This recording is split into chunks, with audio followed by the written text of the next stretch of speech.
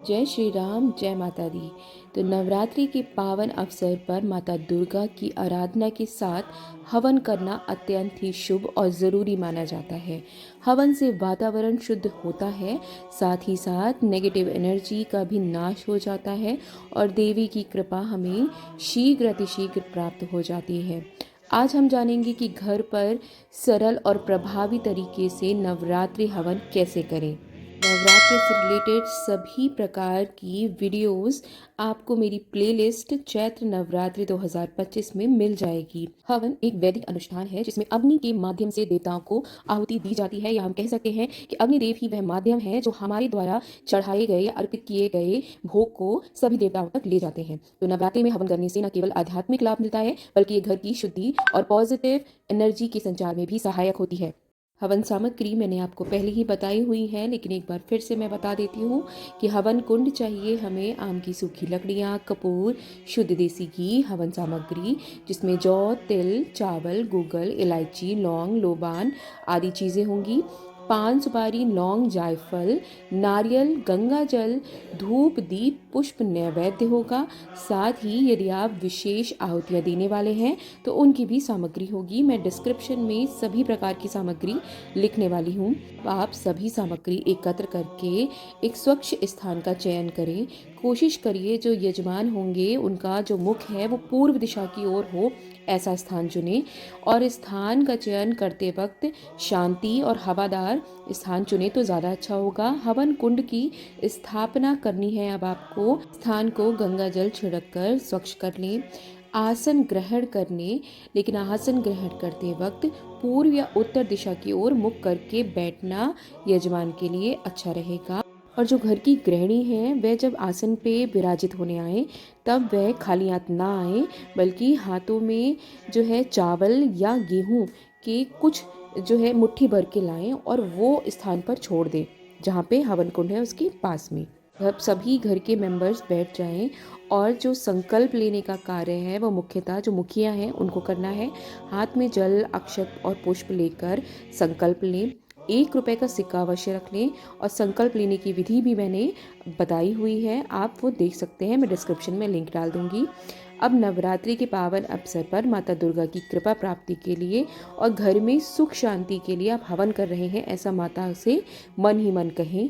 अब अग्नि प्रज्वलन करना है और हवन कुंड में आपको लकड़ियां रखनी है, लेकिन लकड़ियों को रखने के लिए आपको 5 आम की छोटी लकड़ियां लेनी है, जिनको ठीक तरीके से दोनों ओर से घी में डुबोना है। इन लकड़ियों को अब आपको यज्ञ वेदी पे रख देना है।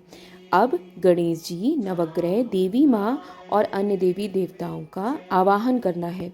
उसके लिए आपको इनका तिलक करना है, धूप, दीप, पुष्प, नैवेद्य अर्पित करना है और इसी प्रकार आपको हवन कुंड का भी पूजन करना है और उनको नमस्कार करना है। अब आपको अग्नि प्रज्वलित करनी है, यानी कि कपूर को आप ऐसा करिए कि चम्मच में रख लीजिए और उनमें अग्नि दीपक की सहायता से लगाकर कपूर को अग्नि कुंड में छोड़ दीजिए और अब आपकी अग्नि प्रज्वलित हो जाएगी। अब आपको प्रत्येक मंत्र का उच्चारण करना है और स्वाहा कहते हुए करना है। सबसे पहले आपको गणेश जी की आहुति मंत्र पढ़ना है, फिर देवी माँ के लिए पढ़ना है ओम गणेशाय नमः, ओम दुर्गाय नमः। और इनका कितना आपको जाप करना है वह या तो आप साथ साथ की क्रम में करें या फिर आपके घर में जितने मेंबर्स हैं तो उसके हिसाब से आप बांट लें। फ्रेंड्स के लिए आप स्क्रीन पे दिए गए मंत्रों को भी पढ़ सकते हैं। अगर आपको इनमें से कोई मंत्र नहीं आता तो आप ओम गणेशाय नमः, ओम दुर्गाय नमः, ओम महाकाल्य नमः, ओम नवग्रहाय नमः, ओम भूर्भुवः स्वः तत्सवितुर्वरेण्यं भर्गो देवस्य धीमहि धियो यो नः प्रचोदयात् स्वाहा और महामृत्युंजय मंत्र का 11-11 आहुति देकर भी आप हवन कर सकते हैं। अब नवदुर्गा मंत्र जो इस प्रकार है, ओम शैलपुत्रय नमः स्वाहा, ओम ब्रह्मचारिणय नमः स्वाहा, ओम चंद्रघंटाय नमः स्वाहा, ओम कूष्मांडाय नमः स्वाहा, ओम स्कंद माताए नमः स्वाहा। नवग्रह शांति के लिए आपको नमः संविधाएं मिल जाएंगी मार्केट से। पूरा पैकेट आता है नवग्रह शांति के नाम से। स्वाहा। आपको ओम सूर्य की आंख सिद्धिदात्रे है नमः मदार की संविदा, स्वाहा। चंद्रमा इस के लिए प्रकार खै, आप मंगल के लिए माता खै, के नाम बुध से के लिए अपामार आहुति या देंगे। चिड़चिड़ा की संविदा, बृहस्पति के लिए पीपल, शुक्र के लिए गूलर, शनि के लिए शमी और राहु के लिए दूर्वा, साथ ही केतु के लिए कुशा की संविदा की आवश्यकता होगी। और मंत्र आप बोलेंगे सभी ग्रहों का बीज मंत्र बोल सकते हैं, या फिर आप बोलेंगे ओम ब्रह्मा मुरारी त्रिपुरांतकारी भानु शशि भूमि सुतो बुधक्ष गुरुक्ष शुक्र शनि राहु केतवा सर्वे ग्रह शांतिकरा भवन्तु स्वाहा बोलकर सभी संविदाएं चढ़ा दें।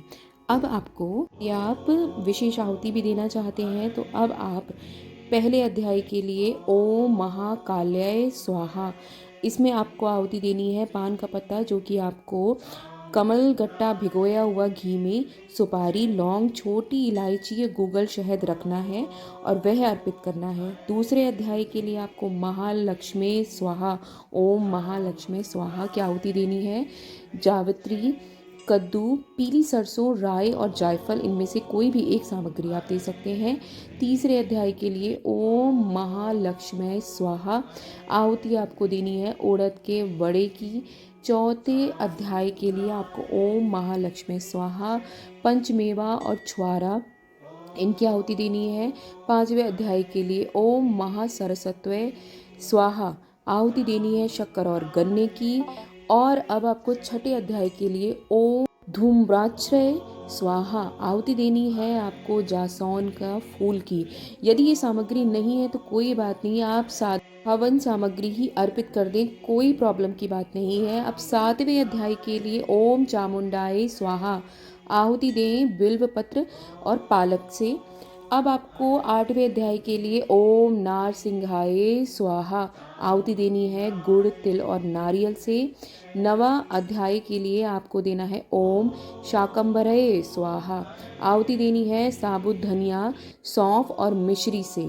10वें अध्याय में आपको ओम दुर्गाय स्वाहा आहुति देनी है लड्डू या फिर मालपुए से। और 11वें अध्याय में आपको आहुति देनी है ओम भ्रामरय स्वाहा आहुति देनी है काले तिल, काले वस्त्र। 12वें अध्याय में ओम अन्नपूर्णाय स्वाहा आहुति देनी है चावल और मूंग दाल से।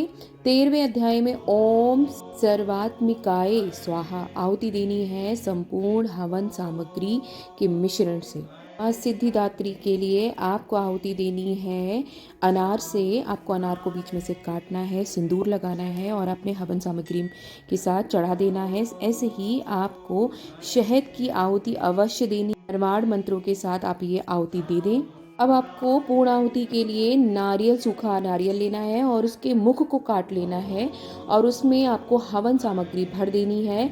साथ ही उसको कलावे से पान के साथ लपेटते हुए बंद कर लेना है उसका मुख। मित्रों, यदि आप चाहें तो विशेष आरतियों में कुल देवता और अपने ग्राम देवता के लिए भी आहुति अवश्य दें पूर्ण आहुति से पहले। साथ ही अब सभी लोग एक दूसरे के कलावा बांध लें और जो भस्म है उसे धारण करें, यानी कि आप चम्मच की सहायता से हल्की सी हवन में से आप भस्म ले लें और सभी लोग तिलक के स्वरूप में धारण करें। यानी कि आपको चम्मच की मदद से हवन कुंड में चम्मच को हल्का सा लगाना है और जो भस्म है वह सभी लोग एक दूसरे के तिलक के तौर पर लगा लें। अब आपको माता रानी गणपति जी की आरती कहनी है। आरती गाने के बाद आपको प्रार्थना करनी है, माता रानी से विनती करनी है कि हमसे 2 गलतियां हो गई हों, मुझे माफ़ कर दे। साथ ही अब आपको विदाई देनी है, यानी कि अब जैसे आपने हवन शुरू होने से पहले सभी को आवाहन करके बुलाया था, इनवाइट किया था, तो अब आप सभी को विदाई देंगे। आसन के नीचे जल छोड़कर अब आप उठ जाएंगे। और आशा है आपको ये वीडियो पसंद आया हो। कमेंट में ज़रूर बताएं और जय माता दी लिखना बिल्कुल ना भूलें। जय माता दी, जय श्री राम।